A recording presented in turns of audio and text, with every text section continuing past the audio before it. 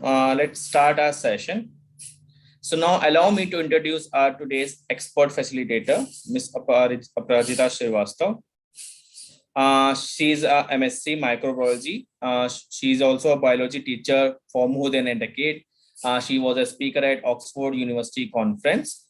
She also conducted a masterclass on Center platform, multiple classes on Center platform like lesson planning, hybrid learning, blended learning. She also a Center micro credential holder, winner of Global Teacher Honor IPN certified MI expert. She also a member of Weekly Committee and winner of Global Sustainability Award 2021. She is currently working at Sunbeam School at Tara, and she tries to share her skills, knowledge, and expertise with her peer teachers because she believes that by doing that, she can create an environment for the teachers where the teachers can become the 21st century educators by simply practicing on these tools and topics. And by doing that, she also tried to contribute to creating an environment and a space for the students, where the student can also become the 21st century learners and the innovators. So without any further delay, I welcome our today's expert facilitator, Ms. Aparajita Srivastav. Ma'am, all yours, a warm welcome from all of our teachers. Thank you, Anuj sir. Thank you, everyone, for joining in. And today we are going to have an extension of the previous session, which we had on in the beginning of this month. And that session was about the higher order thinking skill. As per the planning, we had completed one part of the higher order thinking skill, that is what are higher order thinking skill, and then we extended in the previous session to the application. Now for today, what we are going to do, we are going to have first a 5 minutes of recap of the first session, and then we'll extend the session further to the application largely of the higher order thinking skill in the class, because we have covered some part of it. And then we move to basic idea of assessments, and not assessments per se. We will cover the assessment of higher order thinking skills today. That how do we do it without converting our assessments into a summative assessment? Like we have assessments at the end of a term or at the end of a year. But when we talk about higher order thinking skills, how do we do it throughout the term? Not at the end of the term or at the end of a year, but throughout the term, because then it becomes a continuous assessment and it gives us scope for making remediation or improving the students in terms of achieving our learning targets. So please allow me to share my screen, and then we will have a quick recap of what we did in the previous session. Now, Anuj sir, is my screen visible? Yes, ma'am. Okay. Now, when we had started, we had first framed the learning objectives. And when we had framed learning objectives, other than identification of what are higher order thinking skills and how are they based on lower order thinking skills, we also touched upon what is Bloom's taxonomy, what are different levels of Bloom's taxonomy, and how can we frame the learning levels of Bloom's taxonomy into our regular, classroom teaching. Moving on forward, we discussed about few classroom activities. Like if you remember, I had shown you this image and asked you to frame a question on this image. And then we came to certain questions which are possibly asked and which could be possibly asked. And the questions which you all framed, I got in the chat, they were those questions which were actually profound and thought-provoking. And that is what we want in higher order thinking skills. Basically, we want the students to think a little more, and then we call it higher order thinking skills. That means we were touching upon the cognitive domain of the students. Then we talked about that why did this concept of higher order thinking skills was left behind throughout our education system till now, or why we have suddenly started talking about higher order thinking skills and we have realized its importance, within a period of last 10 years. So we talked about how did the westernization of education took place, and then the education system was completely on the rote learning, following instructions, not on the thinking per se. So that is why the NEP came, and the National Education Policy talked about three major things And those three major things which were talked about were reformations in several arenas. Like the first few I have enlisted, which are relevant to the today's and the previous session. One was the reformation in curriculum and how the curriculum has to be delivered in the class. That is the pedagogy. Second, whenever there is a reformation, that reformation in case of curriculum has to be assessed, has to be found that whether there is any impact of this reformation or not. So that could be done by doing reformations in assessments. And then whether this complete reformation is touching the holistic development or the objective of holistic development in the students or not. So these were three, factors where we touched upon that how is it, hitting the nail what we are trying to do. Moving on forward, we discussed about few educationists, and quite long ago, they had already given us the true meaning of education, that it's not simply following the instruction. In fact, it is, making, critical thinking, creativity, inventiveness, and validating and verifying whatever is served to them in form of knowledge. So these were few things which we took from the previous educationist. Then we talked about Bloom's taxonomy, and I'm sure everyone remembers and was aware about Bloom's taxonomy before my session and the three domains which it has. The learning levels of Bloom's taxonomy, which of them fall under the lower order thinking skills. And I had insisted a lot on saying that lower order thinking skills are not to be undermined. They are lower order thinking skills because someone has already thought about those concepts in past. These concepts have been researched upon, and now we do not need to think about it. Those concepts have now turned into facts. They have already been researched, approved, and validated unanimously. Now what we need to think, we need to think on the information which is coming to us now, create knowledge from the information which is coming to us. So lower order thinking skills require less thinking, but they frame the basis of knowledge on which higher order thinking skills can be developed. Now, why are HOTS so important? We talked about that higher order thinking skills, or basically thinking, is done by everyone, every organism, but the thinking is not aligned. It's, distorted. It is unorganized. So when we talk about higher order thinking skills, what are we basically trying to do with students is that we want to give a thinking a proper skill phase. Now that phase of skill will obviously be leading into positive results, or what we can say is that leading to the desired results. It will lead to build up precisely on the quality of knowledge what we want them to build up. So thinking should not be unorganized, should not be biased or random or haphazard. It should be in a proper direction, and that is why HOTS is so important. Then we talked about few of the skills which we expect higher order thinking skills to develop. That is our target. What do we want to do with the development of higher order thinking skills? Because we want the children to be able to solve the problems by their thinking capacity. Whatever information has to be, whenever it is given to them, are they able to build up knowledge? Is it making them empathetic? Is it promoting creativity and innovation? And in a nutshell, are they becoming skilled individuals? The individuals who will be, in demand for in the market, because the market which is now and which is coming up, I'm talking about the job market, is not requiring individuals with high marks or numbers on the mark sheets. The market requires people who are skilled. So our aim for developing higher order thinking skills is to develop such individuals who are skilled enough to sustain in the job market for a longer period of time with their problem solving skills, but moreover with their emotional stability. So that is why HOTS is important.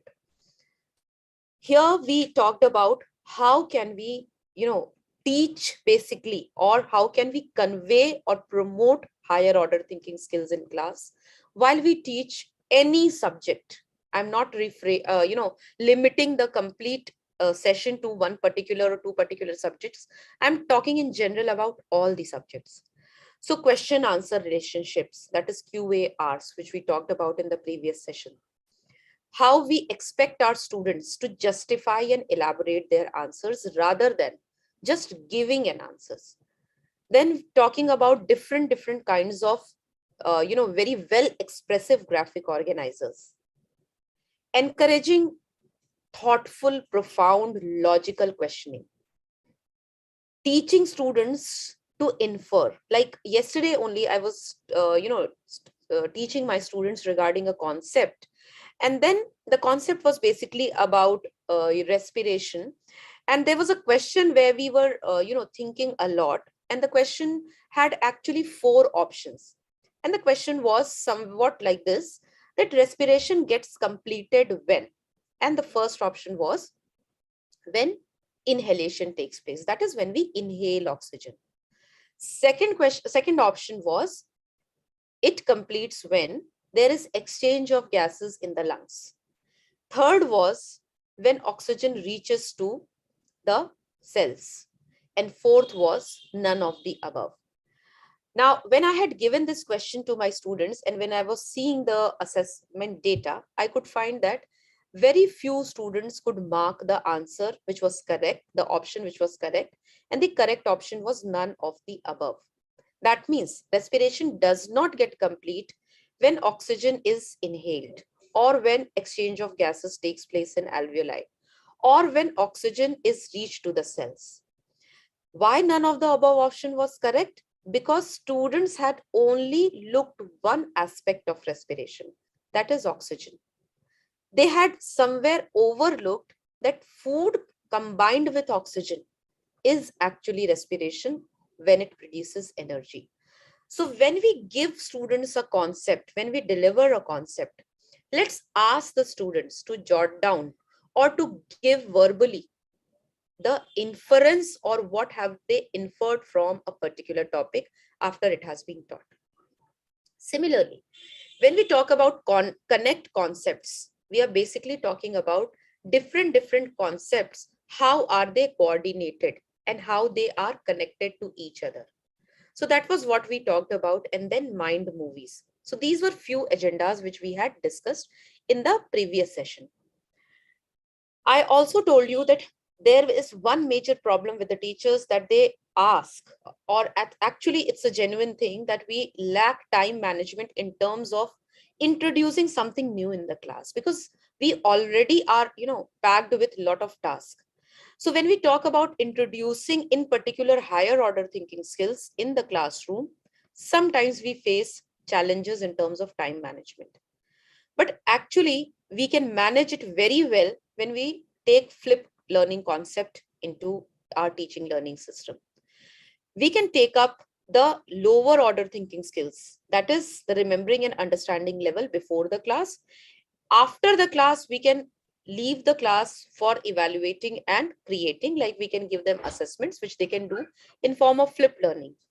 What we can do during the class is insisting on applying the information or applying the knowledge and analyzing it.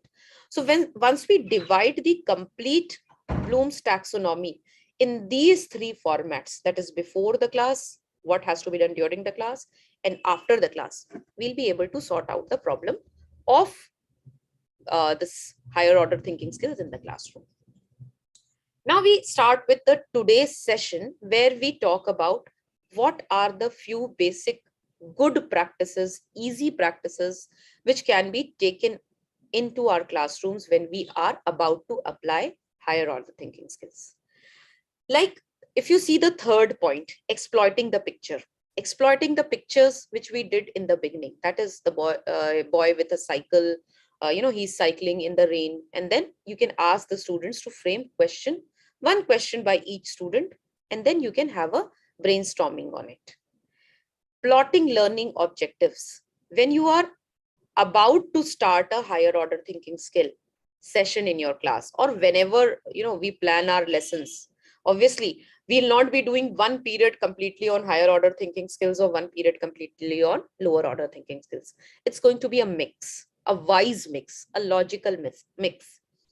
So for doing that, it's always, you can say suggested or advised to plan our learning objectives. So teachers, I request that whenever you write your lesson designs or whenever you frame your lesson designs, for each and every class, plan your learning objectives. And when you plan your learning objectives, try to use the action verbs of Bloom's taxonomy as per the learning levels. For an example, if you want to introduce a class with the concept of per se digestion or photosynthesis, you first want to test their previous knowledge. So your learning objective could be, I'm saying could be, with one of the action verbs that relate this particular topic with the previous topic, right? So relate food with photosynthesis. So planning learning objectives is a key to application of higher order thinking skills. In fact, any skill in the classroom. You can have lot of brainstorming, leave the students free to think and discuss. Especially in case of literature classes, English, Hindi, or whatever language is taught in your school, you can give students a paragraph with a proper ending, a story, a short story, in fact, a prose or a poem with a ending. And then, suggest them to create new endings or modify new endings. This is going to have a great impact on their thinking process. They will be able to modify the endings so that, lot of cognitive domain will be, churned up, and they will be coming up with lot of new ideas. Encourage wise, logical, and healthy debates in your class. When I'm talking about debates, I'm not talking about the debates in terms of turncoats which happen in the, activities. We do not have time for such kind of debates in regular classes. When I'm talking about debates, I'm talking about logical arguments in the class. So encourage that, because that opens up the mind of students. They are able to accept the perspective of other children or others in the society on a larger picture. Once the debates or once the brainstorming discussions are over, expect the students or guide them to write reviews. Quizzing is another very enthusiastic activity which is done in the classrooms, and students really, really like it. So once a concept is done, ask the students not only to play the quiz, but to create the quiz. Ask them to create questions and guide them which kind of questions should be created. In case of subjects like in history or in civics, where dates are important, include some learning of dates and relation of dates with the event, because only learning of dates will be lower order thinking skill. There has to be no thinking. But when you relate the event with the dates, there has to be some thinking, and they will able to connect the dots. So these activities can be performed in the classes. Few more you can take up in your classes is role play, where you can ask the students to take up a character which is present right now, or maybe some character from the history, and another child can be the audience or can be a partner, or rest of the students can be an audience, and the child who is playing the character can take up the values of the actual person or the important aspects of character of that person and represent it to the class. So it is another interesting activity. Interviewing, and the person who interviews and the person who gives the interview again will have thought-provoking questions and very wise, profound answers. So give the students opportunity to have good communication skill as well as presence of mind, because interview requires a lot of presence of mind. Try and do that the questions are not disclosed by the interviewer, so that the answers are spontaneous and the presence of mind can be build up. Let's not judge that a particular child has done well or not done well. Give them opportunity to perform, because this is the framing stage. Free writing. Free writing means not bounding them with any topic, any number of words, asking them or giving them just a theme. So when you give them a theme and ask them to write on that topic, select a topic out of that theme, they will have, thoughts moving in all spheres, and they will be able to write much better than our expectation. Asking them to design puzzles.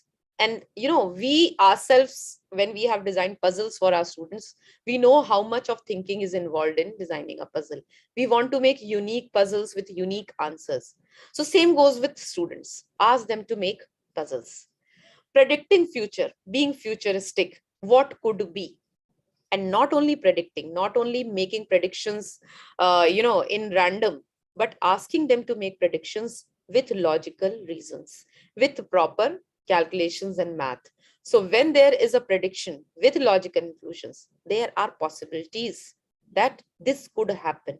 So what are you, hitting on? You are hitting on the cognitive domain. Not only predicting the future, why this has happened in the past, what could have happened, how the past could have been modified. If it was modified, what is the impact on the present, how will it impact the future. So this entire framework gives lots and lots of opportunity for thinking. And let me tell you, this is what is imaginative thinking. Creating a device, ask them. I remember a few sessions back, few years back, in fact, I had attended a session where we were asked to make a bag, create a bag, okay, a school bag or a purse or whatever bag you call, backpack, for monsoon seasons.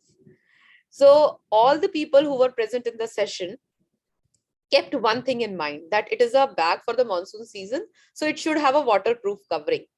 But each and every individual had designed the pockets of the bag as per their personal needs. And it was really amazing to see each and everyone's design. So this is just one example I'm giving you.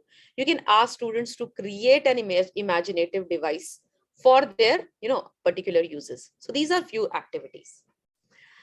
Now, when we come to assessments of thought or assessment of higher order thinking skills, we are basically looking on three important keywords which have obviously come from Bloom's taxonomy.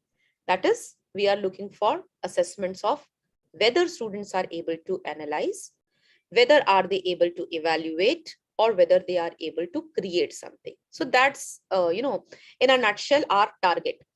Now, when we are analyzing on these three parameters, what do we mean by analyzing? One basic idea of analyzing is, if you are giving your child, your student, two concepts, are the students able to identify the relationship between them or not? Are they able to compare? And when I say compare, are they able to locate similarities or differences? When you are asking them to, differentiate, it's only difference. But when comparison is done, you will find students giving you similarities also. When they are analyzing, guide them to select the parameters on which they are analyzing. Suppose you are asking the students to compare between osmosis and diffusion, which are both the processes of movement of substances or movement of molecules. Ask them to compare it, they will come up with one important similarity, that it is a movement. It is a movement through the cell. It's a movement from higher concentration to lower concentration. But then again, apart from similarities, they will jot down the differences.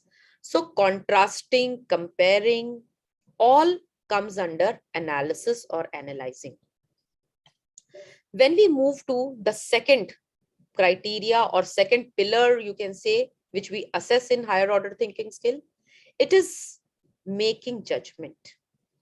Making judgment in the sense, what is right, what is wrong, assess a particular option, why this option should be correct, why that option cannot be correct. So debating, choosing, evaluating, and judging. So all this comes under evaluation. When we do when we hit on analyzing and evaluating, we are basically touching upon the ways by which students do multiple choice questions, right? So in multiple choice question, the key of, or the way, or you can say the challenge is to select the correct answer. So when you have to select the correct answer, what are we doing? We are comparing all the answers. Suppose we come to a conclusion that out of four, only two options are related and any one of them could be correct. Then out of four, two have been isolated, and from those two, you have to choose the correct answer. So when you challenge your students, or when you guide your students to analyze and evaluate, they will be able, or they will become more proficient in selecting or coming to the correct answer in multiple choice question. And all of us know that all competitive exams are based on this concept. In fact, a lot of our internal assessments, go ahead with multiple choice question. So this is a very important skill which should be given to the students, which the students should be guided and mentored upon as soon as possible, because as the time comes, as the time passes on, they will be more and more proficient in that skill. Then we come to the third pillar of assessment, where we check the creativity level of the students, that a particular knowledge, or a particular information has been given. The information might be given in bits and pieces to the students. Now with that information, are they able to develop, or propose, or create, or compose something new, or something more concrete? So you give definitions, you give keywords to the students and ask them to connect those dots by making a concept map, or making a mind map. So these are three things basically which we want to assess in higher order thinking skills. When we talk about assessments, what does assessment basically mean, or what is authentic assessments? uh, Dear friends, if you have any questions, please keep posting in the chat. Actually, we have just begun with what was planned in the next this session, that 10 minutes ago. So I'll be taking up questions after 5 or 10 minutes. So please keep posting. We had a good recap of the previous session. Now let me continue with what is authentic assessment. First and foremost, when we design an assessment, as I said in the previous session also, what is the purpose of assessment should be very clear in the mind of the person who is designing the assessment. That is the first and the foremost thing. Are we looking for an assessment which is just giving us the marks, the grade, the promotion criteria, or it is checking the performance of the child, or it is actually looking for, realistically it is looking for the feedback to be given to the child, or is it seeing, it is finding out that has the child moved from one learning level to another learning level or not? So context of assessment, or the purpose of assessment, should be the first and the foremost thing before designing an assessment. Second thing, that what is our expectation from assessment? What do we want our children to do once an assessment is done? While the assessment is going on, do we want our children just to learn a fact and come and appear for the assessment? Or we are looking for their skills, such as we discussed just now, the analytical skills, or the creativity skills, or the evaluating skills? So what is our expectation? What do we want our students to do? Or we want to have a mix and match of it? This will be our second purpose. Second thing, what we need to know when we design an assessment. Third, any assessment will be incomplete if we do not get a feedback. So when we are designing an assessment, what kind of indicators do we get, so that we can find out that whether a student is, finding the assessment proper, or it's not a proper assessment? So when we talk about indicators of assessment, how do we want to get that? Are we converting the performance into marks and marks into grades, or we have some rubrics planned? Whatever it is, that is, complete the discretion of the teacher. In the coming up slides, I'll be showing you some of the rubrics which are associated with these kind of assessments. Before that, when we design higher order thinking skill questions, what are few things which we have to keep in mind? Because that is again a skill. Designing a higher order thinking skill question is a skill. We cannot have only why, what, which, when, because they generally give us those answers which are based on facts. But we need to design questions which include our students to think. So we have to, really work on when we design higher order thinking skills questions. The higher order thinking skill questions are the ones which, or you can say the best ones are which deal with real life situation. When you are giving a question to a student should not find that question coming out somewhere from outside the world. It should be somewhere from his or her surroundings, so that they can relate, and then only they will be able to logically think about it. So this is one thing. Second, when you are giving those questions, your question should have lot of scope of thinking and then coming to an inference. Combine lot of domains in your questions. When I say domains, it means it is talking about cognitive domains, so that you can give time and opportunity for the child to critically think, reason, and then frame an inference. Then the question is satisfying the higher order thinking skill. Challenge the students with interdisciplinary approach. That means you can take a concept and you can relate it with different subjects. If you are a teacher who is making papers more than 5 times in a year, please try to create a good question bank so that your questions are not repeated, or even if repeated, they are modified. So these are few things which can help you to create good higher order thinking skill questions. Because even if the questions are very good, but if you repeat it, they can be memorized. So it's always a good idea that do not repeat the questions, so that your purpose of designing the question, which is making the students think, does not go in vain. Now these are few pre-designed questions and the demonstration verbs which you can use in lower order as well as higher order thinking skills. When we look at higher order thinking skills, if you can see, there is analyzing, evaluating, and creating. So as I said, analyzing is basically comparing, differentiating, distinguishing. Evaluating is justifying, coming to a right conclusion or making a decision. And creating is creating new or creating something new out of the information which is available. You can see on your screen that with respect to each cognitive level, there are keywords, demonstration verbs, or action verbs given, which you can use in your questions. So when you design your questions, you can pick up these words. Like for example, analyzing, I'll read few words. I have insisted on comparison, discriminate, distinguish, examine.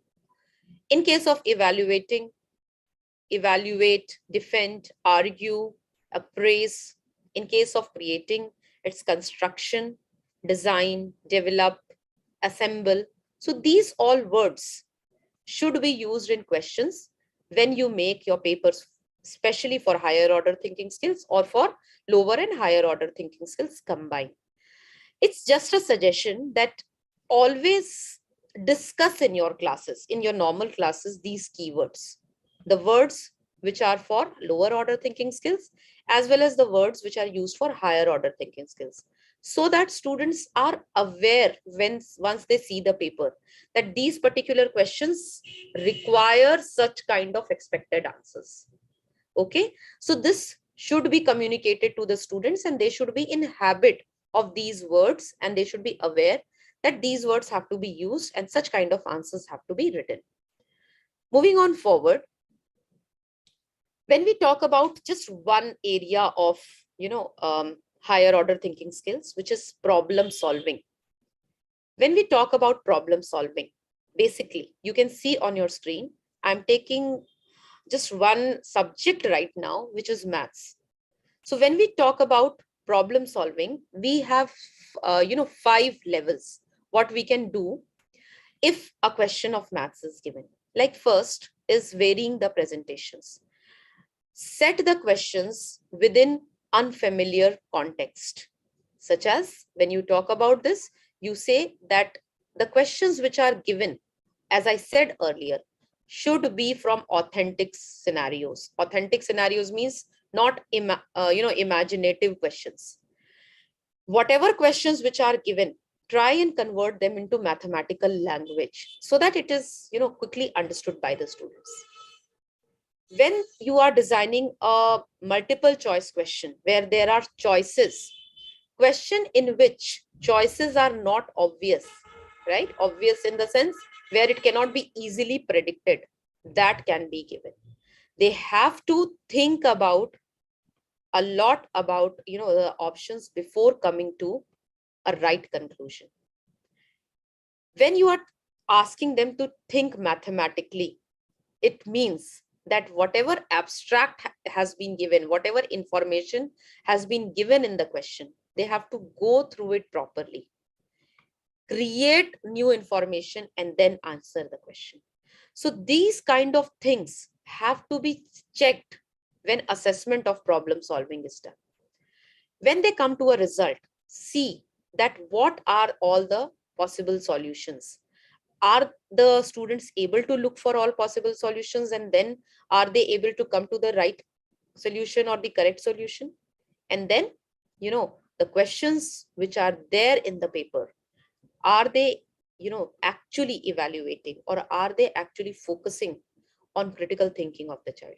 So these kind of 4 5 things, 4 5 levels have to be checked when assessment of HOTS is being done, or assessment of problem solving in HOTS is being done. That whether your child is able to make the correct choice. Is he or she able to make and think logically and mathematically about a concept?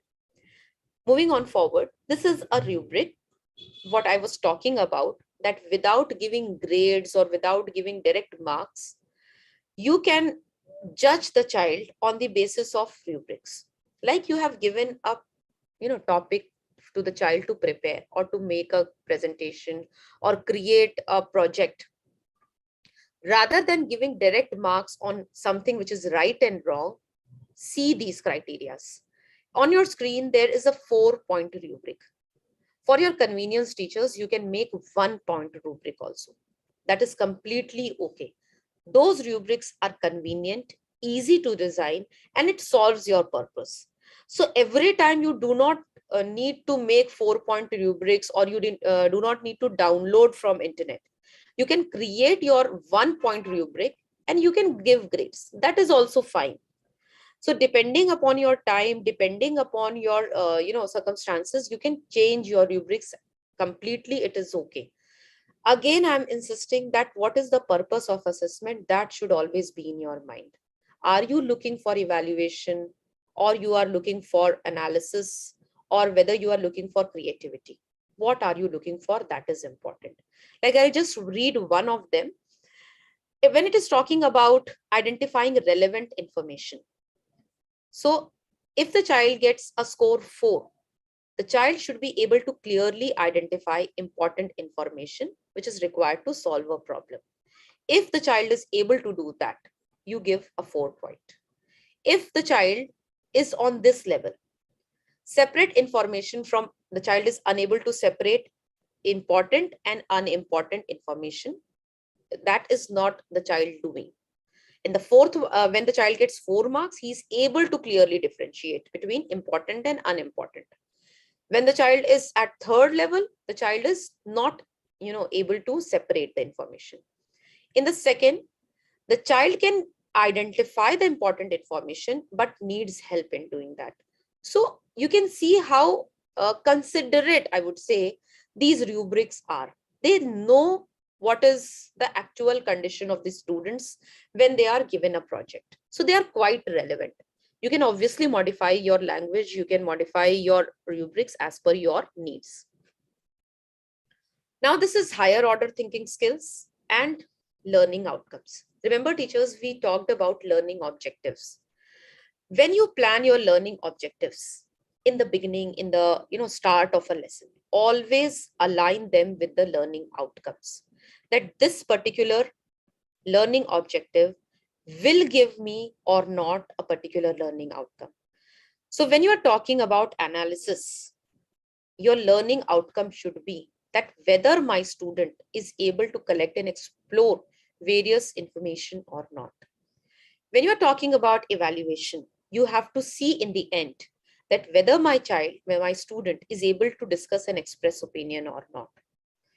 Whether my child is able to determine the points which I wanted him or her to do in a particular drawing. So these are all learning outcomes which we need to see that they have been met at the end of lesson or not. And if not, then we need to plan the remediation. So always keep learning objectives and learning outcomes in sync. If learning outcomes have not been met, we need to go back. That is reflective strategy. We need to reflect upon and move ahead with a new learning objective. Okay? A new learning objective, when I say, I don't mean to change your learning objective. The way how we meet the learning objective has to be changed. The activity which we wanted to do or which we have done earlier might not be giving us the proper result. So with that, we need to change. Last but not the least, when we talk about education, basically, again, this quote which I have picked up is, touching a very important part of education, which has been with us and it is with us till date. That is increasing the memory. So an education isn't how much you have committed to memory or even how much you know, because this is something which keeps on increasing with our lifespan. We keep knowing things, but at the same time we keep forgetting things. So our commitment to memory has to be slightly less. What has to be slightly more is able to differentiate between what we know and what we don't know, because till we find out what we don't know, we will not be able to actually look for the same. So it's very important that we should be acceptable irrespective of the age, is irrespective of the status, that what we don't know, because from there actual journey of learning starts, that this thing I don't know and now I have to pick up and learn this. So in your classes, I want and I request everyone not to give any or much appreciation to the memory part, but to the differentiation part, to the approach part, to the perspective and perception of the students when they talk about learning. So this is all what I had to offer. I'm going to stop the screen share and take up the questions which have come up in chat. And sir, can we have the chat and the questions? Sure, ma'am. But before that, such a great session for our teachers. I can see many teachers have commented that very informative session, wonderful session, nice way of sharing the knowledge. So thank you so much for conducting a great session. Right. So yeah. I'm just going through the chat. Yes, ma'am. So the question which Ashwini ma'am has asked, that how would we define an intermediate rubric? Intermediate rubric, how would we define? Is it how would we define an intermediate rubric? Yes, she asked, how would we define an intermediate rubric?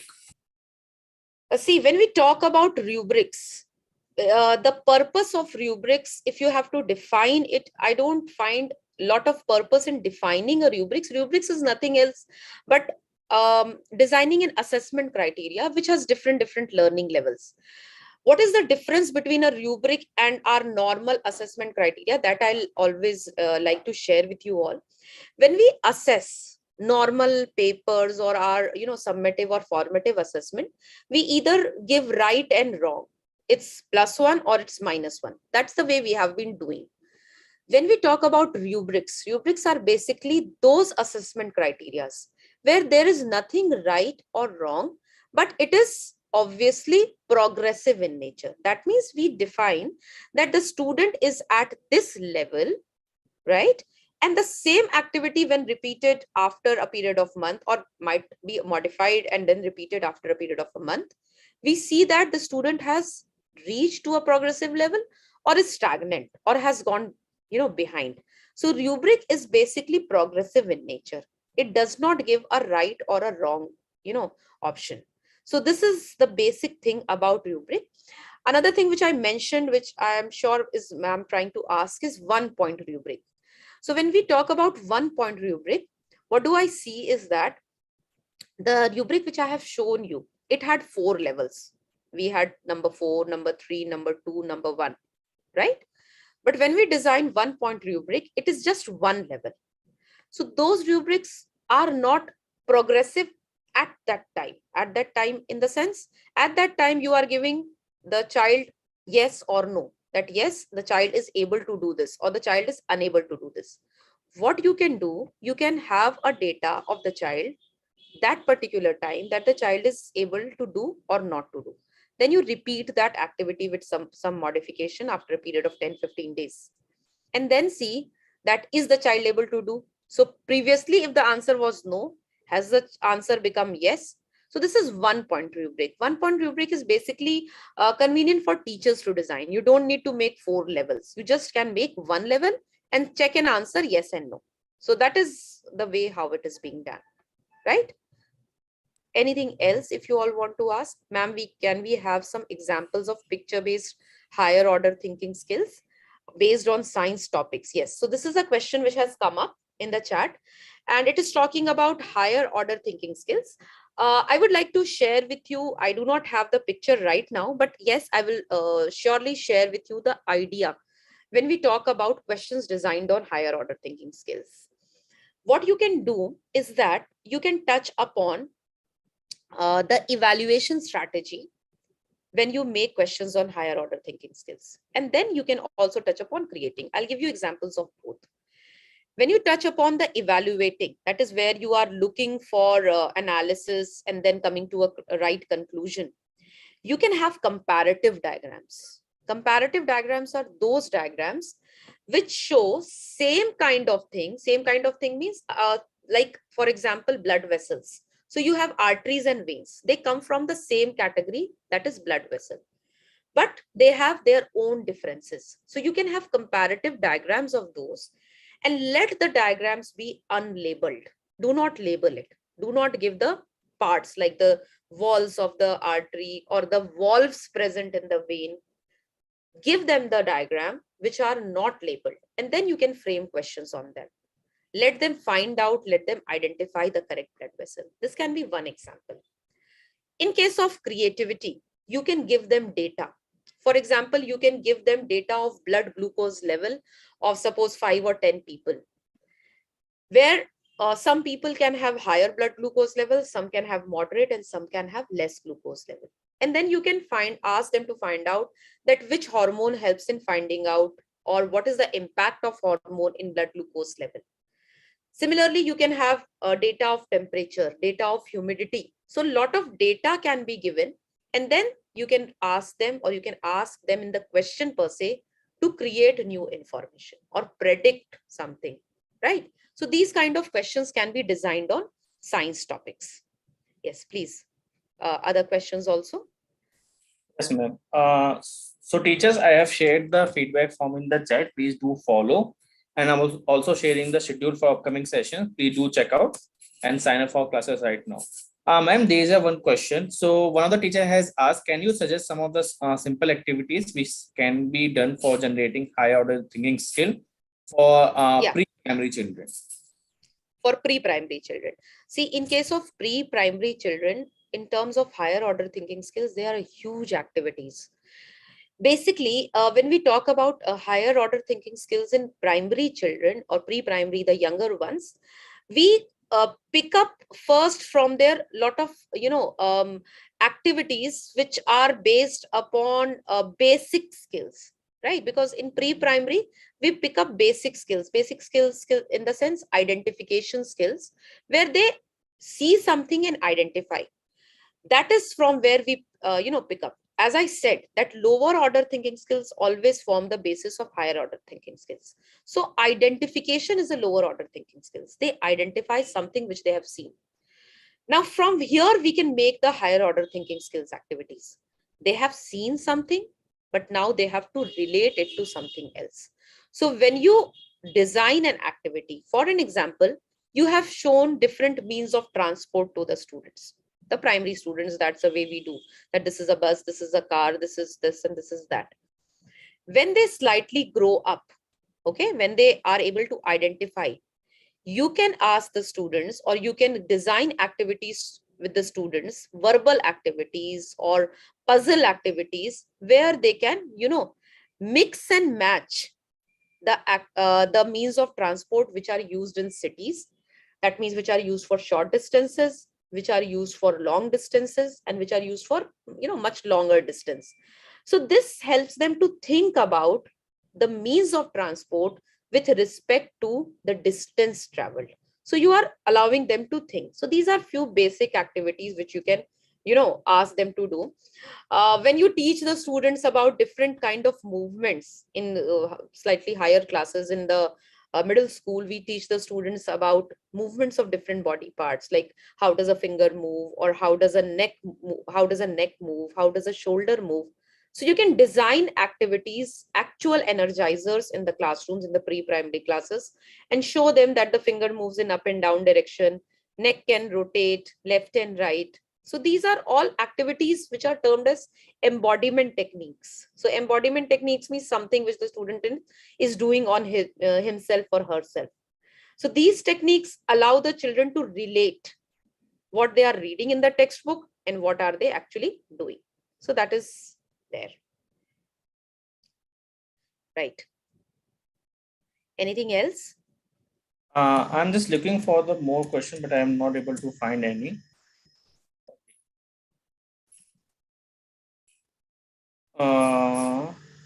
I'm also looking for the chat so that Yeah, we can, yeah.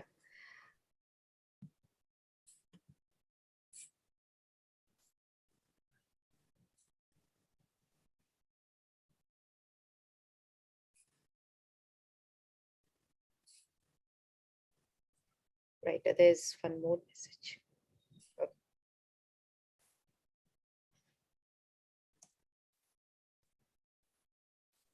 Anusar, I don't see any questions. Do you?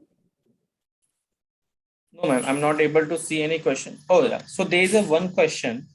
It's like how we can use this high order thinking skills for art subject. See, art subject, when you talk about art subject, are you talking about humanities subjects, or you are talking about the art per se, means the painting and the I think, yeah, the painting and all the music yeah. painting. See, dear teachers, art and music. They are already the highest form of intellect, which is being said by recent research, that a person who is able to play a musical instrument or is able to create something with the brush, it is already something higher order thinking skills.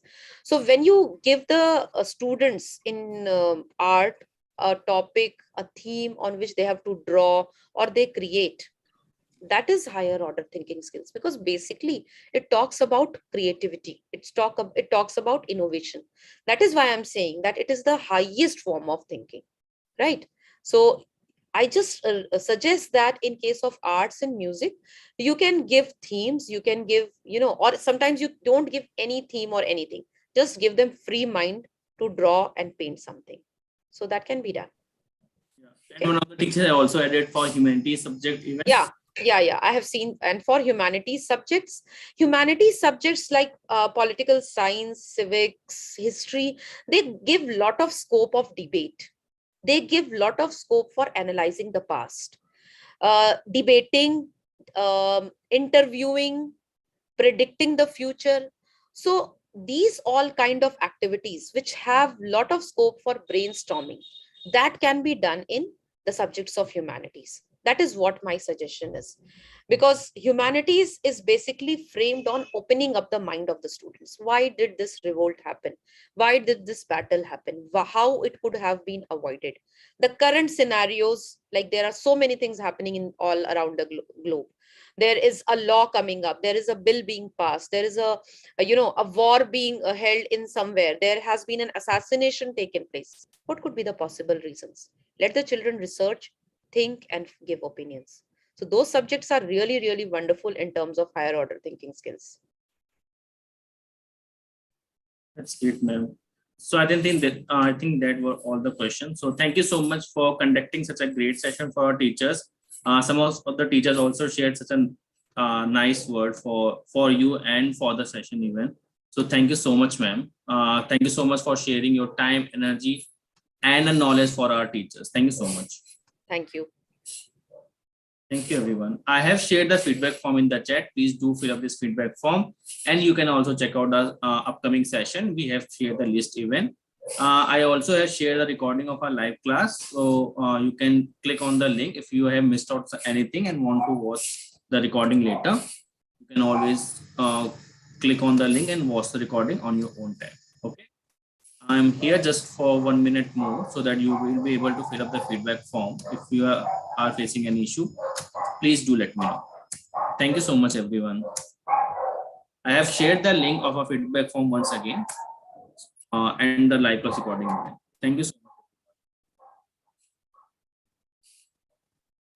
much. Thank you, everyone.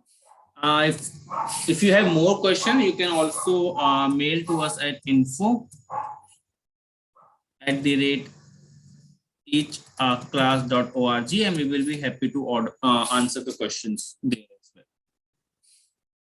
Or you can also reach out to us on our WhatsApp number. I'm going to share in the chat. Just give me a second.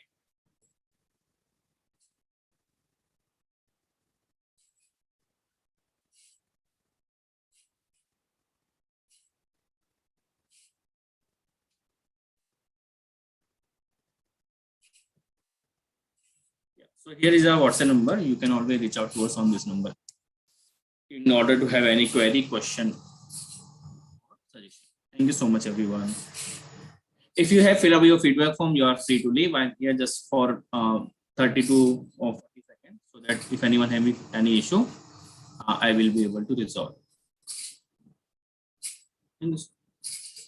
Sure, ma'am. Nirmala, ma'am, you can check out your email ID. I have replied on your email. You do check out. We have shared your certificate on your Sunbeam School email ID. Please do check out that email ID as well, and do let me know if you are able to receive the certificate. Okay. Thank you, ma'am. Thank you, everyone.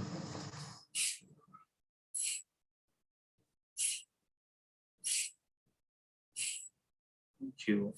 Great. I'm going to end our session, but we hope we will see your coming session as well. Till then.